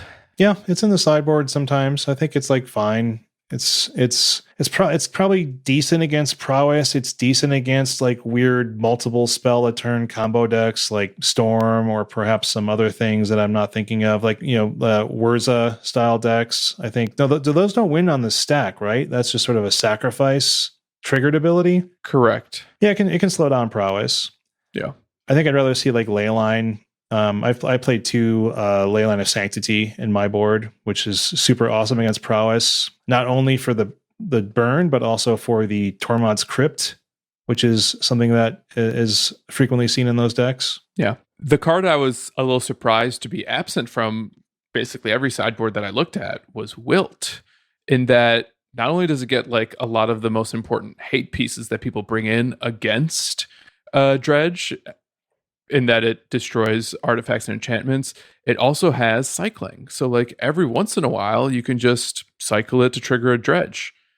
Shane, why do you think it might not run that card? Cost 2, baby. Cost 2. and you need to kill a Leyline of the Void on turn 1, like to set up your Cathartic Reunions turn 2. The tempo, it's just too much of a tempo loss, I think. I'll allow it. I think one last card, Stan, is Forgotten Cave. We mentioned it, and it's the red Onslaught cycling land, and Modern Horizons got it, and so it was added to all those lands will added to Modern, and it's just a nice combo. It's like it can sit in your graveyard, it can be loamed back and then cycled to trigger just an easy dredge. You can get loam back if you want, so you get like this sort of late game loop, and that can really set up a grindier win. It's slow, but it's grindy. I loved the combo between Forgotten Cave and Life of the Loam. It reminded me of playing Mystic Sanctuary again. Just like, here's this nice little land-based engine that, like, if I can do this for 2 or 3 turns in a row, I'm probably going to set up my win. All right, so those are the new cards. You know who else got new cards? Our Dredge opponents. No. Yeah, believe it. I'd love to touch on like some of the new hate cards that we got since the last episode. Some of them incredibly popular, others a little bit more fringy, others main deck staples. And I'm curious, Shane, resident Dredgeman, Dave, having played this deck a little bit, how did you guys feel when people brought in Ashiok Dream Render in against you? Sometimes it sucks, like to face down. Sometimes I think it sucks them to cast, because I think it can be like a really expensive like Tormod's Crypt that you just kill. And sometimes it can, if you're behind, it can keep you behind, which can be frustrating, because it has that just repeatable graveyard exile ability, which can just really be frustrating. But it costs 3 mana. So it's like, it's not something that's going to be seen before the end of, your turn 2 or their turn 3. And perhaps, after that, I think it's like a prime, like Thoughtseize target. If you're going to play against any deck that can cast it, you probably want to have some Thoughtseizes to target it. And get it out of their hand. You can also play Pithy Needle and name it, which is something that I would suggest doing before it gets you. Sideboarding with Dredge is one of those problems where there's some cards you have to have in your opener, and you can't get them back out of the graveyard. Thoughtseize and Pithy Needle are 2 of those, but they're so versatile and valuable that there are sometimes cards you have to run for things like Ashiok. All right, how about Klothys? It's slow. It's kind of like Relic in that way that just like it picks off 1 card out of the graveyard per turn, but obviously super powerful because she can appear on the board as early as turn 2, even on game 1. And like one of the things that makes Dredge such a powerful option in the metagame is that you can surprise people that don't have game 1 graveyard hate. Not so if you're playing against Panza. Yeah. I mean, I'm not loving seeing Klothys. Like, I did face down an opponent that sort of had everything. Like they got a Scavenging Ooze, they got a Klothys down. I think they had like a single piece of graveyard hate. I was like, you did it. You got your sideboard cards, and they all sucked in different ways for me to face down. I wonder if you guys agree. I think I mentioned this on the pod before, but like the addition of Klothys makes me feel like I'm at least even in the Dredge matchup. And then especially post board, I'm particularly favored because I have additional graveyard hate. But like, I feel like Panza is probably one of the matchups that Dredge hates to see. Almost certainly, because you can take them if like they only have 2 mana and you take them off a piece of their mana early. They're really relying on like top decking another land. Like I faced that sort of rogue red-white land hate deck that's coming back into style, and they took me off of my second land really early, playing that sort of symmetrical land destruction spell on their turn 2. And I wasn't expecting it. And, I'm just stuck there trying to top deck a second land. And that's a bad place to be. Like your tempo is shot. You're way behind on curve while they're developing their spells and their board. And I think that's similar to Panza for sure. And like you said, like Klothys can pick and choose cards, and frequently Dredge is like, okay, I have a single Dredger in the graveyard and I need to get to my draw step and hope it hits. And if you can peel that out of the graveyard, then you might just stop their entire game plan. Let's talk about a couple of other cards that are new from Theros Beyond Death. Now, I didn't face these cards down, but I'm curious to see if you feel like Soul Guide Lantern is a reasonable or different card to play against versus Tormod's Crypt and Relic. Let's just start with that one. What do you think about that, Shane? I don't really care about Soul Guide Lantern. I mean, it's effectively like a one and done type thing, right? It's just Relic. Yeah, it's just Relic. So I don't think it's effectively different. And I also don't think it's like such a great card that it's being played more main deck. Mm-hmm. So it's sort of 6-1 to me. Yeah, it's just another piece of artifact, low casting cost, one shot. And then Cling to Dust also seems like something that is like okay against Dredge, but not really as good as some of the other pieces that we've talked about for Graveyard Hate because it's so targeted. Like Cling to Dust seems great against Uro to me, but not against something where you might put 4 targets in the graveyard with 1 Dredge activation, and then they're just kind of like, well, I might get 2 of them. What do you think? So I think the thing about Cling to Dust is people, especially like Grixis Shadow or other black decks, will like just sometimes have it game 1 just because it's got like a bunch of random utility and it's a cantrip, so like it has a decent fail state.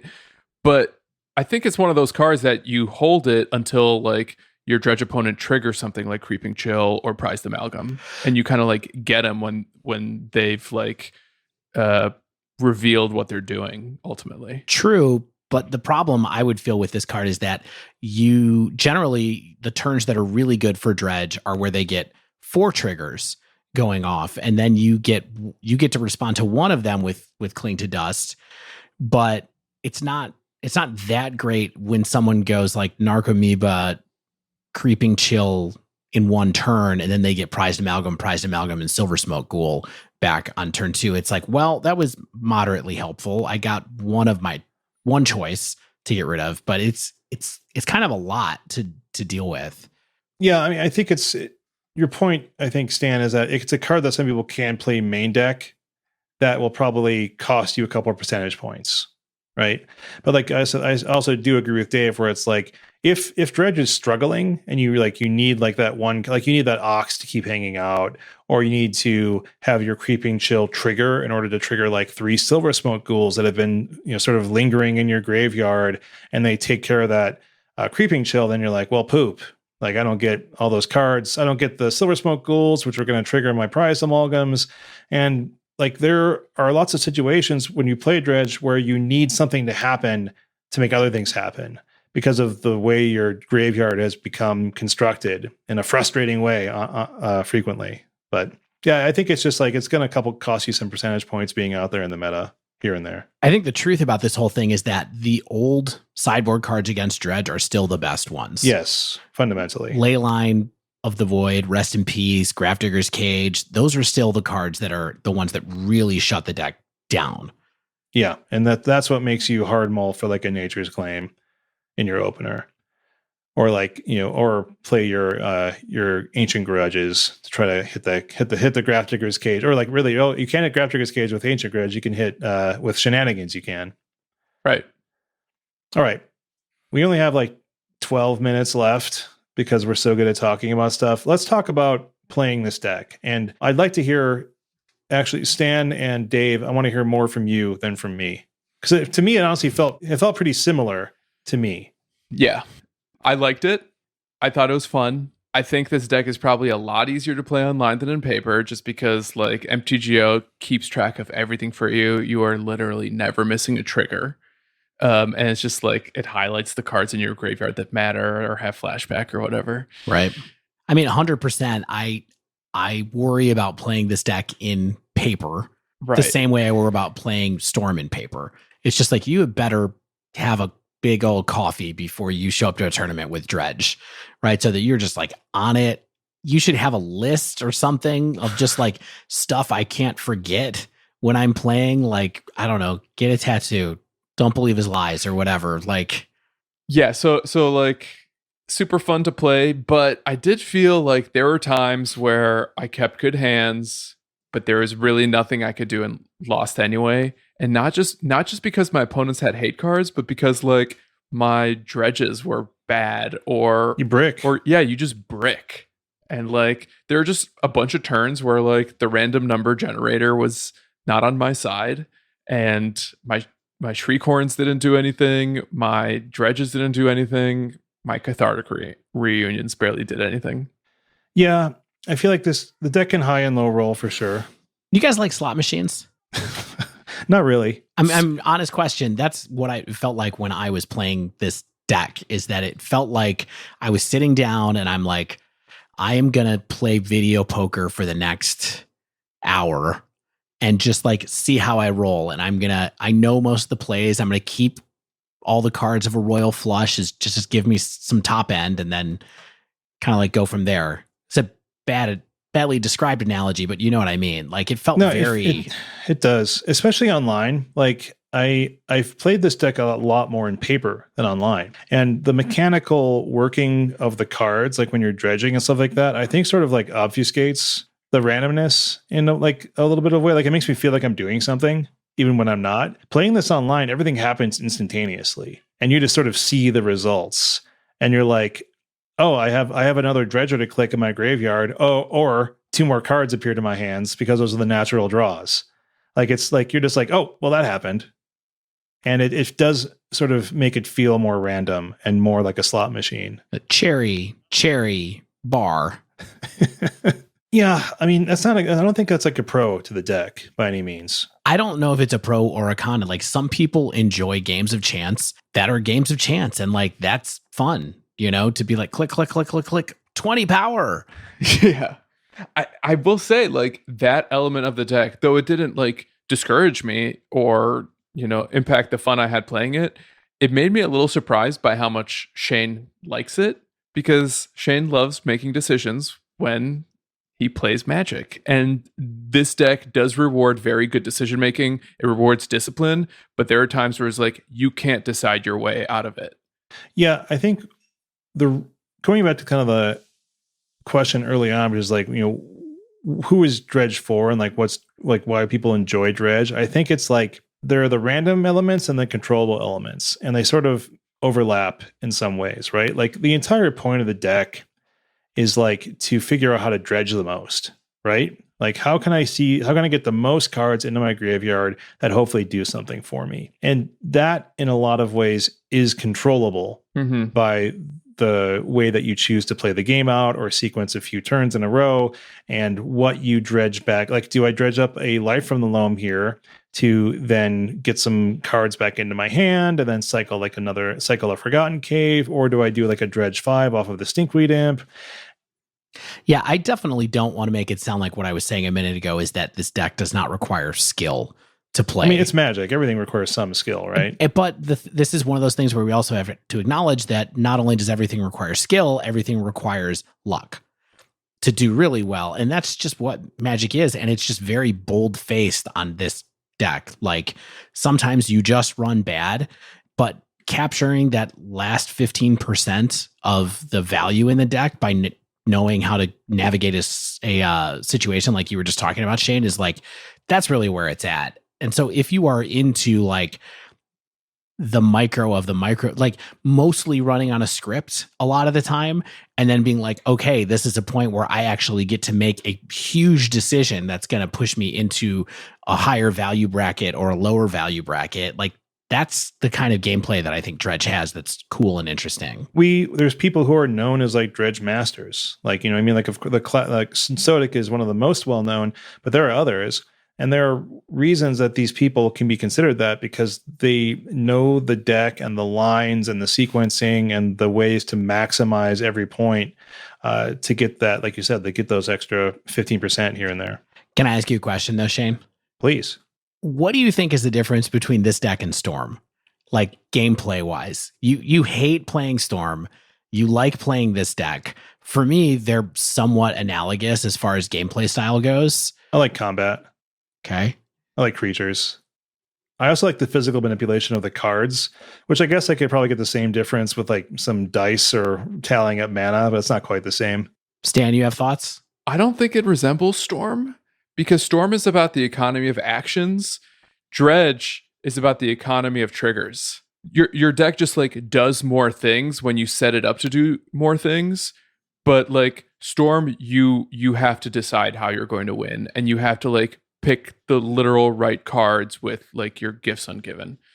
Dredge, you just have to like pick a good opening hand and then hope like the rest kind of does itself, and then you find like your line, or you have like you set up a good conflict rate at the end. Yeah, I feel like I understand the advantages this deck is trying to create more, and they're more obvious to me. Like, you know, the size of my graveyard and the cards in it, or the battlefield that I have created, or the cards in my hand and how they synergize with the cards in my graveyard. Like I can understand those, and perhaps that's just a benefit of practice and reps. But that's just kind of like the advantage bars. I understand more. I'm out here playing the game. You're talking about practice? All right, we got to close this out. We're running out of time. Again, What's the parting thoughts here?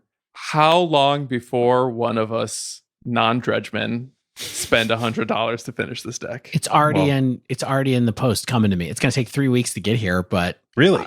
No. I mean, I'm exaggerating a little bit, but I was already talking about buying the cards for it when I went to the card shop on this weekend. I played one league with it, and I looked at my price on Goldfish, and I was like, it's like $80 for me to finish this deck. And I think that I have a couple of Life from the Lums in my trade binder from opening a box of Ultimate Masters that aren't even logged in my collection. So yeah, I think it's like, yeah, I'm already trying to buy it just to have it to have around because I have the lands. I probably have like a couple English copies of like Prized Amalgam I can just send to you. English, right? You mean British English, right? Amalgam is spelled with a superfluous U. I mean, my sort of final thought is I think that it's important to acknowledge what isn't popular in the meta right now, and that's like Amulet Titan, a terrible Dredge matchup. It's Storm, terrible Dredge matchup. Ad Nauseum, terrible Dredge matchup. Even like Devoted Druid decks aren't that popular right now. And so like this is the kind of environment where you just kind of want to look at the naturally bad matchups, and Dredge doesn't face too many of them right now. And like I think it's kind of favorable. Like Burn is pretty good for Dredge. I think Prowess is quite good for Dredge. I think like Tron's like okay. E-Tron I think is slightly favored for you. I think there's a lot of just sort of natural factors that make Dredge a pretty good choice. And games 2 and 3 are always more of a challenge, but your game 1s are just as easy, like, you know, as maybe Affinity in its prime. Hey, as long as you talk about matchups, I'm curious, like, is blue-white control like not that bad of a matchup as I think it is? Like, whenever I got paired against blue-white control, I kind of felt like unless they draw their hate, I'm just going to win eventually.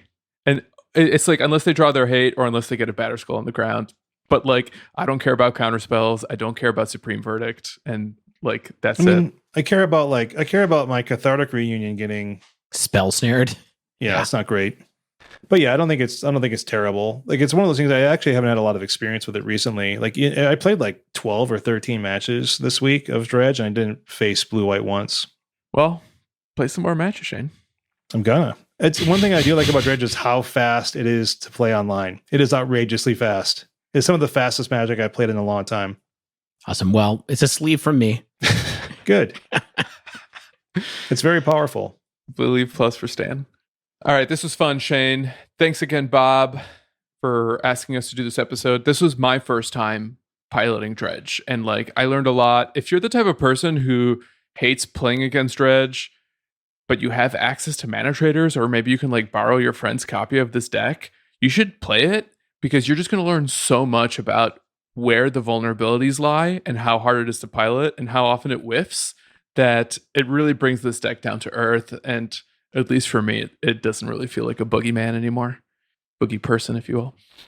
But that does wrap up this week's episode. If you haven't yet, make sure you subscribe to our podcast so you get the latest episodes as soon as they come out. And if you use Apple Podcasts, please leave us a rating and review. If you'd like to submit a question to the podcast or pick our brain on something in Modern or Pioneer, you can tweet us at The Dive Down, all one word, or email thedivedown@gmail.com. If you'd like to support the show, you can join our Patreon over at patreon.com/thedivedown. And members at the highest tier get to pick their own episode topic for us to do twice a year. And sometimes if you're in the Slack, you can even like form a petition and twist our arm, and we'll do an episode for the people anyway. Of course, shout out to Mana Traders for sponsoring the Dive Down. Sign up for Mana Traders using promo code The Dive Down, all one word, and get 20% off your first 3 months of renting Magic Online cards. As always, special thanks to the bands Nowhere and Spaceblood for letting us use their music. And until next week, get out there and trigger prized amalgam.